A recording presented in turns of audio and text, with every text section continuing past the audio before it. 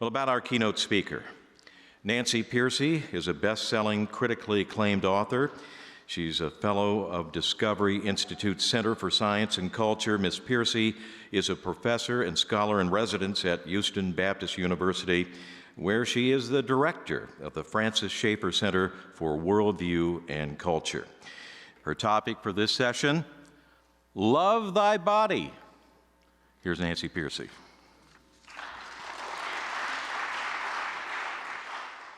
We live in an age where public figures cannot say what a woman is.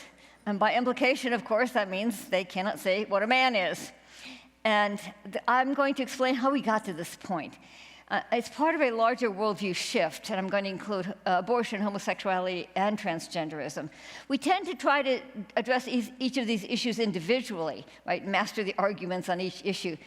But it turns out we will be much more effective if we can grasp the underlying worldview that connects all of them. Because it is fun to let you guys know a little bit who I am as a person. And I was raised in a Lutheran home. And I don't know if you guys know this, but all Scandinavians are Lutheran. So my dad's Swedish, my mom's Norwegian. But the trouble with an ethnic background is sometimes there's less real personal faith. You know, they kind of they rely on the ethnicity to hold you. And so I started asking questions in high school. I mean, I'm attending a public high school. All my teachers are secular. All my textbooks are secular. And actually, I had just one question, which was, how do we know Christianity is true? And unfortunately, none of the adults in my life could answer that. I talked to a Christian college professor and asked him point blank, why are you a Christian? He said, works for me. That's it. And then I had a chance to talk to a seminary dean, a Lutheran seminary dean, and I thought I would get a more substantial answer. And he said, don't worry, we all have doubts sometimes. Like it was a psychological phase. And so about halfway through high school, I made a very intentional decision that if I don't have good reasons for Christianity, I shouldn't say I believe it. You know, you shouldn't say that about anything if you don't have good reasons, and I was not getting any good reasons. And so I went through several years as an agnostic. That's how I actually got started studying philosophy. It was not an academic interest. It was like, I can't get any answers from the adults around me. So maybe these dead guys, these philosophers have answers, because isn't that their job to ask questions like, what is truth, and how do we know it, and is there meaning to life? Is there a foundation for ethics, so it's just true for me, true for you? And I finally realized that there was no God. The answer was no to all of those. You know, there's no meaning to life. And it was several years later, when I was living in Europe. I had lived there as a child, and so I had gone back. And that's how I kind of stumbled across Francis Schaeffer's ministry, L'Abri, which is in Switzerland. It's in the French-speaking part of Switzerland, and so L'Abri means the shelter. And I was blown away by this place. I had never encountered Christian apologetics before. I had no idea that Christianity could be supported by good reasons and arguments, and that it had answers to the secularisms that I had absorbed by that time. And so here's the chalet where it got started. Chalet sounds like a luxury home. No, that's just what they live in the Swiss Alps. Farmers live in chalets. So that's the first chalet it started in. And you have to get an image of the Swiss Alps. Imagine waking up to this every morning. I used to say, if the apologetics doesn't persuade you that God is real, the sheer beauty will. And when I was finding these images, by the way, I found an image of myself. I'm the girl with the long blonde hair. Somebody was there at the same time. March 1971 was the first time I was there. And as you can see, everyone there was hippies at the time. And I actually didn't become a Christian the first time. I stayed for a month, and then I fled. I left, but because I discovered apologetics, and through L'Abri I discovered Schaeffer. Os Guinness was there. Some of you don't know Oz. Os Guinness was on staff at the time. And I just on my own, back in the States, just on my own, through my own reading, I decided I was intellectually convinced it was true. And then I thought, where do I find other Christians? You know, I wasn't in a church or anything. So I thought, well, I knew some back at L'Abri. So I went back, a year and a half later, I went back to L'Abri and stayed for 4 months, and that's where I really got grounded in Christian worldview. And that's why everything I do now is apologetics. All my teaching, all my writing has something to do with apologetics, because I really want to answer for young people who have the same questions that I had at that time. And so what I'm going to do today, though, is I'm going to give you a chance to, in a sense, ask me questions, not literally. But I've put together the most common questions that I get on podcasts, radio programs, and so on. And actually, we just covered my first question, because my first question is, tell us about yourself. And I love it when interviews ask me a little bit about my background. But the second question is, so you write about apologetics, but the problem is that the questions have changed. People are no longer asking, is Christianity true? They're asking, why are Christians such bigots? So the question is then, how do you answer that? Well, what I do is I turn the tables. I show that it's actually the secular or atheist view that is harmful and negative and dehumanizing. Why? Because it has a negative view of the dignity and value of the human body. Let me give you an example. It's easiest if we just jump in. So we'll start with abortion. A few years ago, an article appeared by a British broadcaster who said she had always been proudly pro-choice until she became pregnant with her own baby. And then she began to struggle. She writes, I was calling the life inside me a baby because I wanted it. But if I hadn't wanted it, I would think of it as just a group of cells that it was okay to kill. To her credit, she realized that didn't make sense. A fetus doesn't become a baby just because somebody wants it. And so she began to research the subject. She even did a documentary on it. And after several months, she reached this conclusion. She said, in terms of science, I have to agree that life begins at conception. But in terms of moral rights or moral status, perhaps the fact of life is not what's important. It's whether the life has grown enough to start becoming a person. So you see, what has happened here to the concept of the human being? It's been split in two. Right? If you could be human life at one point but not a person until sometime later, then clearly these are two different things. And this is a radically divided, fractured, dualistic view of what it means to be a human being. And philosophers often use the metaphor of two stories in a building. Those of you who are familiar with Schaeffer know where I got this little diagram, because he talked about how the concept of truth itself has been split. But if truth has been split, it applies to every other field, including ethics. And so how it applies to ethics is this way. In the lower story, if we use this as a metaphor of two stories in a building, in the lower story is science. Right? And most professional bioethicists today agree that in terms of science, life begins at conception. The fetus is biologically, genetically, physiologically human. The evidence from science is just too strong to deny it. But if they want to support abortion, how do they get around that? They argue that merely being human is not enough for legal protection. The fetus has to earn the right to life by becoming a person, which is typically defined in terms of mental abilities, a certain level of self-awareness, consciousness, cognitive functioning, and so on. So what secular bioethicists are saying is that even though the fetus is biologically human, that's not enough for human dignity and rights. It can be killed for any reason or no reason.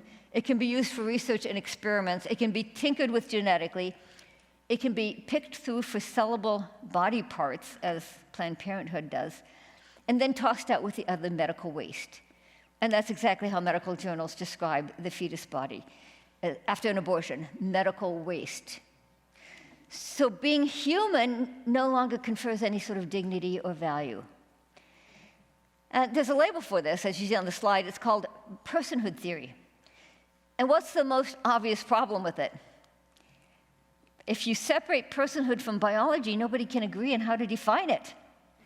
So some people will say, well, yeah, of course the fetus becomes a person sometime before birth. But there are people today who say no, not until after birth. The two scientists who discovered the double helix structure of DNA, Crick and Watson, have both gone on record saying we should give every newborn 3 days of genetic testing and only if it passes the test do we call it a person. The idea being that some deformities don't show up until after birth, and the parents should have the right to kill the child after birth.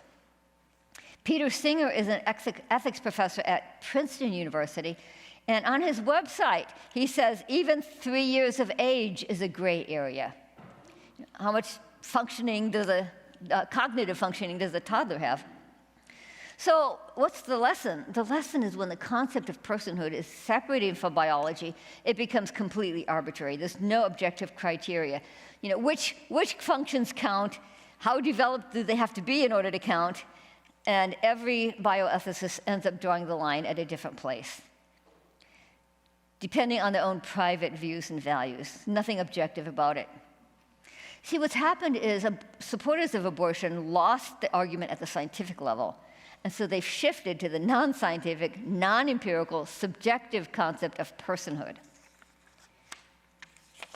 So it's time to turn the tables. When personhood is rooted in biology, then we have a marker of human status that is objective and empirically testable, something we can identify scientifically. So today it is Christians who are pro-science, who value human life, including at the biological level. So I need to stop and let you ask another question. And the next question I often get is this. Now, the most surprising thing about your book, Love Thy Body, is you claim that there's a common thread, a worldview thread underlying these issues of like abortion, euthanasia, and questions of sexuality and gender. Explain that. The common thread is that division of the person from the body. Let's take the hookup culture. Its entire premise is sex can be purely physical, cut off from the whole person. In Love Thy Body, I include lots of poignant quotes from college students, like Alicia, who says, hookups are very scripted. You learn to turn everything off except your body. You make yourself emotionally invulnerable. Another college student who was interviewed in Rolling Stone magazine said, the mistake people make is they assume there are two very distinct elements in a relationship, one emotional and one sexual, and they pretend like there are clean lines between them. Do you see how she's almost verbally describing this little diagram? Where the body is separate from the self. Christians sometimes say that the hookup culture gives sex too much importance, but in reality, it gives sex too little importance. So this is another Rolling Stone magazine, but don't you love the internet where you find things that you would never normally read, like Rolling Stone magazine? And so this is a young man from Austin, Texas, who said, sex is just a piece of body touching another piece of body. It is existentially meaningless. So you see, once again, the secular worldview is saying that the body has no meaning or value or significance. And no wonder the hookup culture is creating a trail of wounded people. People are trying to live out a secular ethic that does not fit who they really are. A college psychologist said the two most prescribed medications on the college campus today are birth control pills and antidepressants. And that's not a coincidence. The Christian ethic is incarnational, right? The most complete and intimate physical union is meant to express the most complete and intimate union of the whole person in the whole life commitment of marriage. And science is on our side. Science has shown that the interconnection of body and person with the discovery of hormones like oxytocin and vasopressin. These are called the bonding hormones because they create a sense of attachment and trust. A UCLA psychiatrist says, you might say we were designed to bond. Not something you expect from a UCLA psychiatrist. Scripture teaches that human beings are embodied spirits. Embodied spirits, and they're both integral parts of our identity. And it comes out beautifully in the parallelism of Hebrew poetry. My soul thirsts for you, my flesh yearns for you. Our soul has sunk down into the dust, our body cleaves to the earth.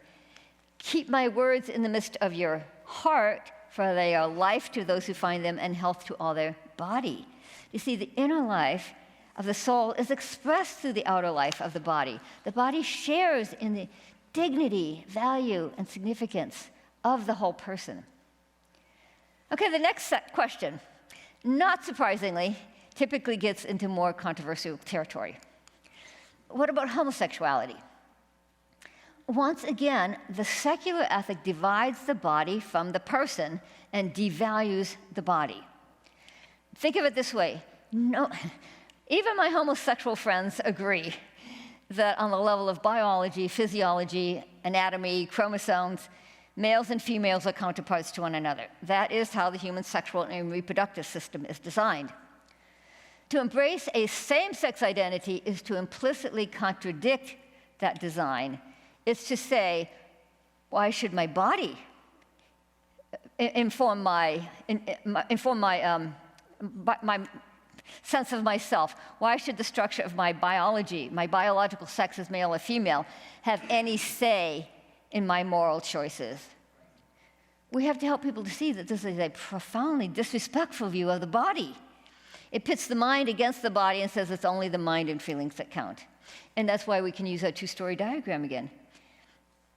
Now, some people argue that if sexual orientation is rooted in our genes, then they are being true to their biology. But there's no conclusive proof of a biological cause. We can cite the APA, the American Psychological Association, on its website. It says, no findings have emerged that permit scientists to conclude that sexual orientation is determined by any particular factor, and they've looked at both genetic and social factors. In fact, research has found that about 80% of people who come out as homosexual change their sexual identity label at least once. Right, back to heterosexual or bisexual, queer, and other things. 80% change their sexual identity label at least once, which means for many people it's more than once. That does not sound like a trait that is biologically determined. A magazine called The New Scientist said, it's time to get past born this way. In religious circles, it's sometimes said that God made some people gay. Right? You've heard that. God made me gay. But I met a former homosexual who I think had a very good answer to that. He's now married to a woman. You have to say that now. Married to a woman and has 3 children. And he said this, if God makes some people gay, wouldn't that make God a cruel God?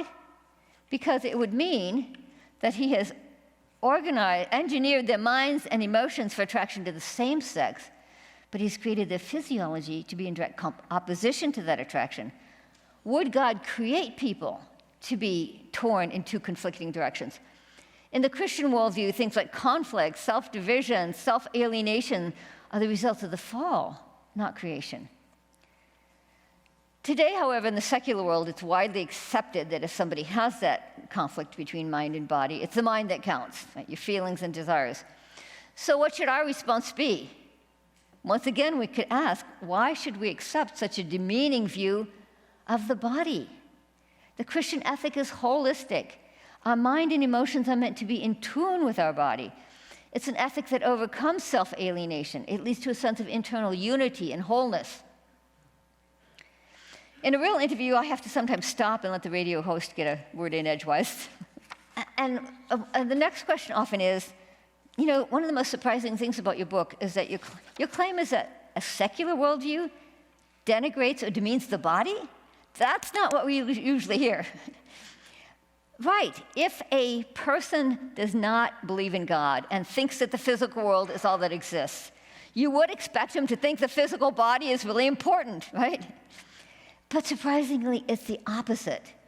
And the reason is that the secular ethic derives from the theory that nature is a product of blind, purposeless forces, and therefore the human body has no intrinsic purpose that we're morally obligated to respect. Listen to an outspoken lesbian who explains this. Her name is Camille Paglia. Some of you know Camille Paglia. Christians sometimes read her stuff because she's a bit of an iconoclastic feminist. She does not think sex is just a social construction. No. She says, nature made us male and female. Here's how she puts it. Our sexual bodies are designed for reproduction. You catch that word, designed? A bit odd for an atheist. But, and by the way, she's now trans. For the past year or so, she's decided she's not just a lesbian, she's transgender. But the question is, if nature made us male and female, how does she justify being either lesbian or trans? Here's how she explains it. Well, why not defy nature? After all, fate, not God, has given us this flesh. We have absolute claim to our bodies and may we do with them as we see fit. So do you see the logic? If our bodies are a product of mindless, purposeless forces, then they have no intrinsic purpose. They convey no moral message. They give us no clue to our identity. We may do with them as we see fit. They give no clue to our identity. So in the news now, you will see stories of kids who come home from first grade saying, my teacher says just because you have boy parts doesn't mean you're a boy. Just because you have girl parts doesn't mean you're a girl. So your body is meaningless. It tells you nothing. But what does the Bible teach? It says the world was created for a purpose, and science is on our side again. It's evident to observation that living things are structured for a purpose, that eyes are for seeing, ears are for hearing, fins are for swimming, wings are for flying. In fact, the development of the entire organism is directed by an inbuilt plan, a blueprint, right? DNA. So science itself tells us that nature exhibits a design, a plan, an order, a purpose. And as Christians, what we're saying is you will be happier and healthier when you live according to that built-in purpose. In Love Thy Body, I give lots of stories. Don't think of it as just, moral arguments. There's lots and lots of stories, especially now that I teach at a university. I get lots of stories from my students, which is great fun. So this is Sean. As a young man, he identified as exclusively homosexual. Today, he's married to a woman and has 3 kids. What's interesting about Sean's story, and by the way, he's also a Christian ethics professor in London. What's interesting about his story is he was raised in a gay-affirming family and attended a gay-affirming church. So some people will say, well, if you walk away from homosexuality, you're driven by self-loathing and shame. He says, no, I didn't think there was anything wrong with it. So why did he change? He says, I came to regard my body as who I was. And here's how he puts it. As a man, I realized that God's original intention for me in creation was to be able to relate sexually to a woman. And this remained true quite irrespective of whatever feelings I might have. And so he says, I didn't try to change my feelings directly, which rarely works. Instead, my goal was to accept or acknowledge what I already had, which was a male body, as a good gift from God. And eventually my feelings started to follow suit. So he didn't defy nature. Instead, he accepted his body as fundamentally good and a source of identity, as a good gift from God. And that's really the question at the core of this debate. Do we live in a cosmos operating by blind material forces, or a cosmos designed by a loving creator, which is therefore intrinsically good? Not surprisingly, the follow-up question is often about the other cutting-edge issue of our day, which is transgenderism. What's the worldview driving the trans movement? It's the same worldview, the same devaluing of the body. Transgender activists argue explicitly that your gender identity has nothing to do with your physical body, your biological sex. A BBC documentary says at the heart of the debate is the idea that your mind can be at war with your body. And in that war, it's the mind that wins. Another BBC video features a young woman who identifies as non-binary, telling teenagers, it doesn't matter what living meat skeleton you've been born in, it's what you feel that defines you. So your body's been reduced to a meat skeleton. Jessica Savano is a male-to-female transsexual who created a Kickstarter page for a documentary titled, I Am Not My Body. That title pretty much says it all, right? The claim is your body is not part of your authentic self. And I had to include Blue's Clues. When I speak to college campuses, the kids all go, ah, because they were raised on Blue's Clues. So your grandchildren, maybe, some of you or your children. Did you see this during Gay Pride? It featured a Gay Pride parade with drag queen RuPaul. Anyway, the idea is that your biology gives you no clues to your identity.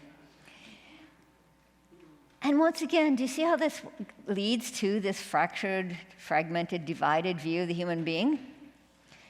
So in biology is where your biological identity, and it's totally separate from your gender identity. A Princeton professor wrote what I think was the first book defending transgenderism at an academic level. So of course I have to read that because what the academics say is what filters down eventually. And what's fascinating is this professor admitted that transgenderism involves disconnect, disjunction, self-division, self-estrangement. I thought, this is a defense? Sounds like a critique. But then here's what this was the core of her position though. What the real body, that is the physical body, tells us is nothing. It has no meaning at all.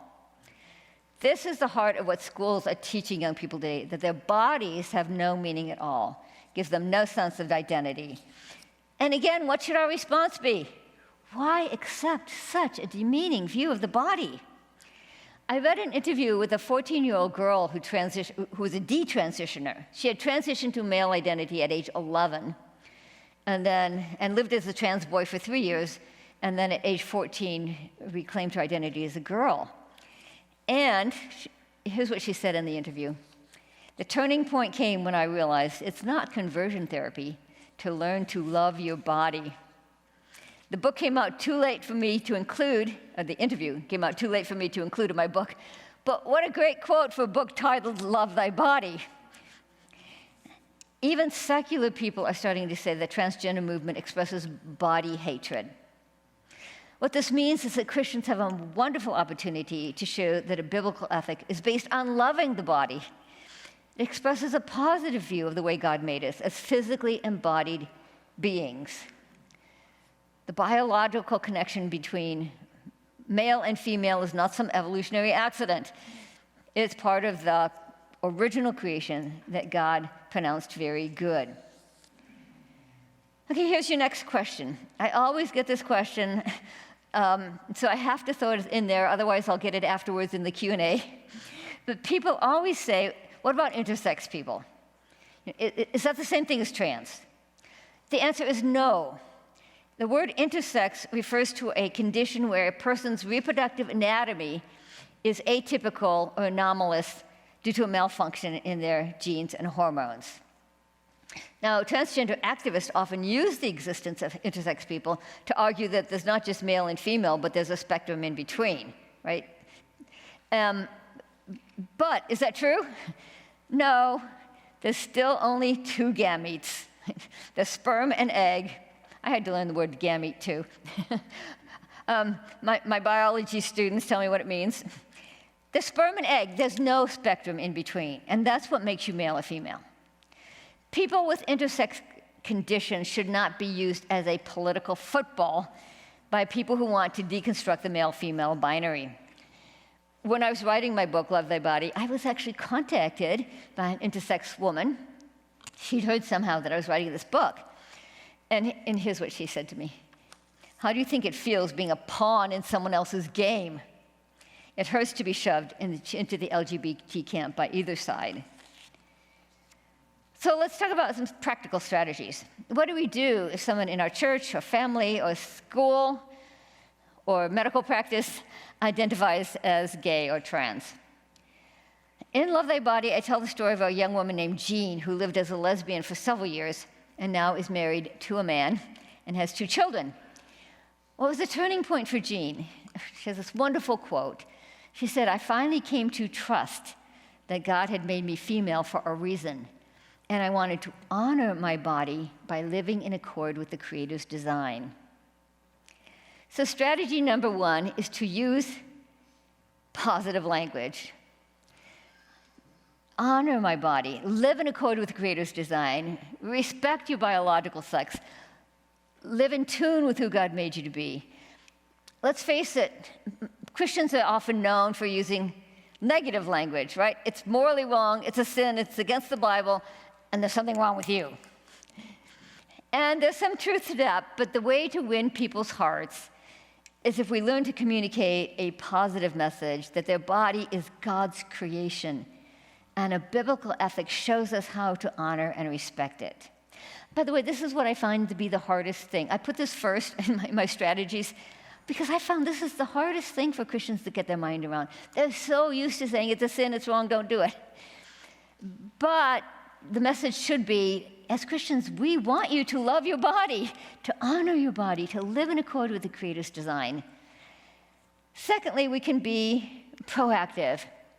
Studies have found that the strongest correlate of both same-sex attraction and gender dysphoria, far stronger than any genetic link, is simply childhood gender nonconformity, which means kids who behave in ways that are more stereotypical of the opposite sex.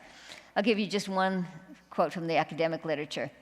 One study found that childhood gender nonconforming behavior is a consistent early predictor of future non-heterosexual orientations. In Love Thy Body, I tell the story of a boy I call Brandon, not his real name, who did suffer from gender dysphoria from a very young age. By the way, the older version, the classic version of gender dysphoria was usually male, and it was called transsexualism back then, and it usually did start quite young. So this was a classic case. Before he was even walking, his babysitter said to his mother, "He's too good to be a boy," by which she meant he's gentle and quiet and compliant, the things we normally associate with girls. When he was in preschool and his mother picked him up every day, he was playing with the little girls and not the little boys. By elementary school, he was coming to his parents weeping repeatedly, saying, "I feel the way girls do. I'm interested in the things girls are. God should have made me a girl." By his early teens, he was scouring the internet for information on sex reassignment surgery. So what did his parents do? First, they made sure that he knew they loved him just the way he was. They did not try to change him. They told him it's perfectly acceptable to be a gentle, sensitive, relational boy. It does not mean you're really a girl. His parents said it may mean that God has gifted you for one of the caring professions, as a psychologist or counselor or healthcare worker. And of course, by the same token, it's perfectly acceptable for a girl to be gender nonconforming, to be more assertive or interested in some STEM subjects. Brandon's parents' favorite line was, "It's not you that's wrong, it's the stereotypes that are wrong." In Romans 12, the gifts of the Spirit are not divided by sex. Prophecy and teaching are not masculine, as we might expect. Mercy and service are not feminine. And by the way, I cut a lot of this because they gave me only 40 minutes, but I realized I should tell you the upshot is he did not transition. Brandon did not transition. He did not, many kids accept their biological sex in puberty, right, when the rush of male hormones. He didn't. He did not really accept his male identity until his early 20s. He was a pretty serious case. In all of these issues, people often ask, well, how do other people's choices affect you? Why not just let them live the way they want? And the answer is that when laws are changed, that affects everyone. And so, because this is a policy-oriented group, I don't always include this section, but for you guys, I want to include this, how these issues have been affected in the laws. A free society is possible only if it recognizes that some rights are pre-political. That means the state does not create them, the state merely recognizes them as pre-existing. So take abortion. The right to life is the most fundamental of all. Right? It's the right not to be killed. The state did not create that right. It's a right you have just because you're a member of the human race. But the only way that the state could legalize abortion was to rule that the fetus is human, but not a legal person, unless it meets certain criteria. Which means that when states pass laws against allowing abortion, it has basically claimed the authority to decide which humans qualify as persons, based not on biology, but only on its own legal fiat. Do you see that? So the denigration of biology is now instantiated in the law, that you're biologically human, but who cares? You don't have any rights on that basis. Marriage is a pre-political right, based on the fact that men and women naturally come together to form families. Humans are a sexually reproducing species. But the only way the state could treat same-sex couples the same as opposite-sex couples was to deny the biological component of marriage, to redefine it as a purely emotional commitment. That's what the Supreme Court did in the Obergefell decision legalizing same-sex marriage. The problem with that is that we have lots of emotional connections. So who decides which ones qualify as marriage?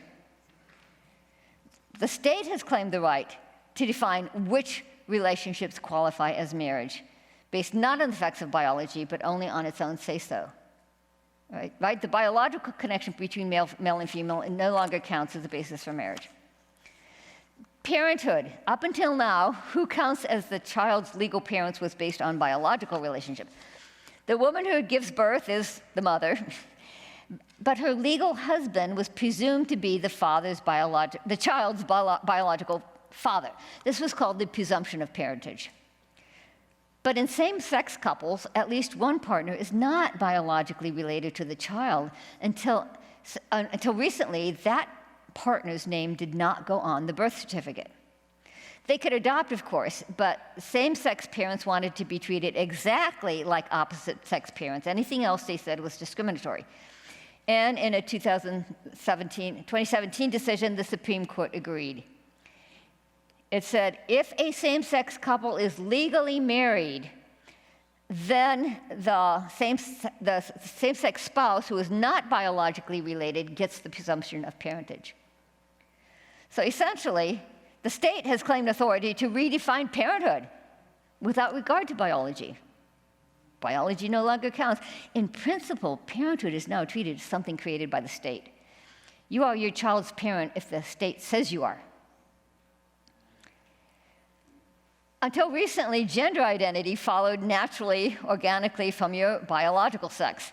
But the only way the law can treat a transgender woman, which means a biological male, the same as a biological woman was to say biology is irrelevant.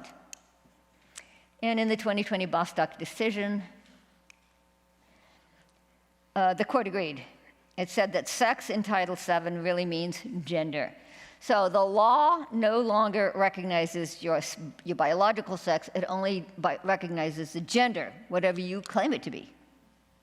So what's the principle in all these cases? Many of our pre-political rights are rooted in biology.